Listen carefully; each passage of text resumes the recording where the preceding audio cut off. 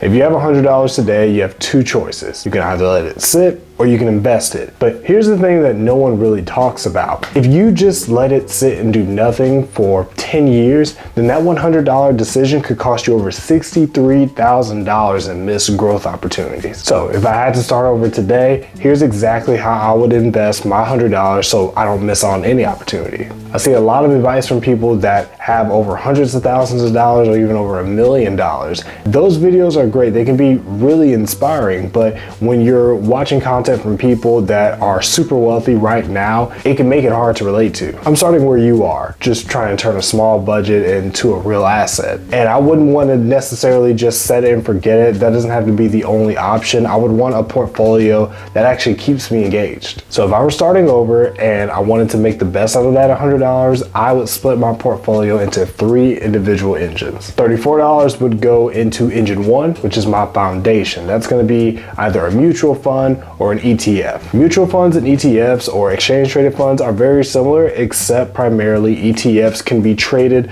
like a regular stock. You can trade them every single day, as many times as you want, whereas mutual funds can only be traded once per day at the end of the trading day. If I'm going the mutual fund route, I would probably invest my funds into FXAIX or the Fidelity 500 Index Fund. This would be my base. It tracks the top 500 largest companies within the S&P 500, only charging a 0.015% expense ratio. That fee basically just means that if you put $10,000 into this position, you're only getting charged $1.50 every single year. And for us low budget investors, that's extremely important. Now, if I went the ETF route, I would definitely invest my $34 into VTI or the Vanguard's Total Stock Market ETF, which virtually tracks the entire stock market. So we're talking extreme diversity. Now, these two options may be really boring, but it's the engine that I need to ensure I can just throw my money into something and get started as opposed to just waiting. So next we have engine 2. That is going to be my more aggressive position that not only has high dividend growth history, but also high share price growth history. I have a few options, but I would put my $33 in Broadcom, which is a company that designs semiconductors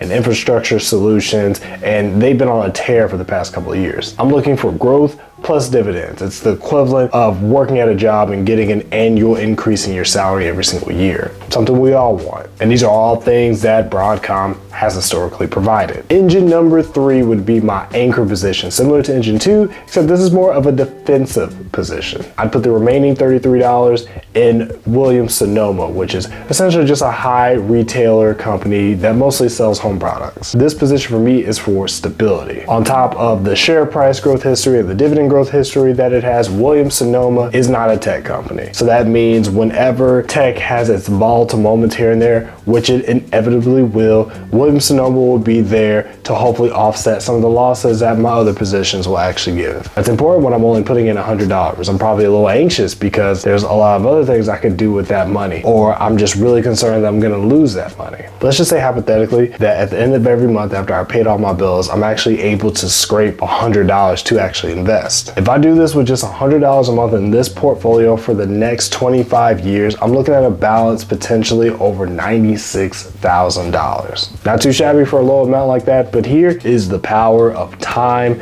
and the consequences of actually waiting to invest for numerous excuses, whether it's I'm waiting for the right time for the market to dip, or I just feel like I don't have enough money. If I delay my investing journey by 10 years and then I stopped at the same period of time as the previous example, my portfolio would have a balance of only $33,400. That means delaying my investing journey for 10 years for whatever excuse that I have would cost me over $63,000. Who wants a loss like that if you can help it? Let that be a reminder that you do not need a high portfolio to start investing. You just need to stop waiting. Look, the hardest part about this whole thing isn't how much you're investing or the math behind it. It's just the process of getting started and staying consistent without having that large bankroll. I'd show you how I split that first $100, but the real wealth happens the next week, the week after, and so on and so forth. Most people think you need $1,000 to build real wealth, but in this channel, I document my investing journey with just $30 a week, including how I actually pick stocks to invest into. For example, you can check out this video right here to see how to pick the right stocks so you can keep the momentum going without breaking the bank. I do appreciate you guys watching this video. Keep investing, and I'll see you guys soon.